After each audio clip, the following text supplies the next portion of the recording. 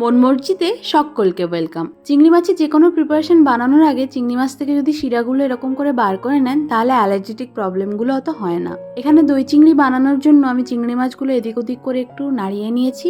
তারপর ওই তেলের মধ্যে আদা, পেঁয়াজ, রসুন আর রেগুলার মশলা ধনে গুঁড়ো, জিরে গুঁড়ো, কাশ্মীরি লাল লঙ্কা, এমনি লাল লঙ্কা সব দিয়ে একটু জল দিয়ে কষিয়ে নেবো। তারপর দইয়ের মধ্যে একটুখানি ময়দা দিয়ে সেটাকে ফেটিয়ে নিয়ে সেটা ওই মশলার মধ্যে দিয়ে ভালো করে কষিয়ে নেব যতক্ষণ না তেল ছাড়ে। দেখুন তেল ছেড়ে দিয়েছে। 6-7টা কাজু বাদাম, 1 চামচ চারমগজ ভালো করে বেটে নিয়ে দিয়ে দেবো। তারপর পরিমাণ মতো নুন আর চিনি দিয়ে দেবো, চিনিটা একটু বেশি পরিমাণে দেবো। তারপরে ভেজে তুলে রাখা চিংড়ি মাছগুলো দিয়ে দেবো। ওপর থেকে পরিমাণ মতো একটু জল, কাঁচা লঙ্কা দিয়ে 5 মিনিটের জন্য ঢাকা দিয়ে দেবো মিডিয়াম ফ্লেমে। তারপর ঢাকা খুলে গরম মশলা, ঘি ছড়িয়ে দিলেই রেডি দই চিংড়ি। গরম ভাতের সাথে খুব ভালো লাগবে খেতে। রেসিপিটা ভালো লাগলে একটা লাইক করে দেবেন। Thank you.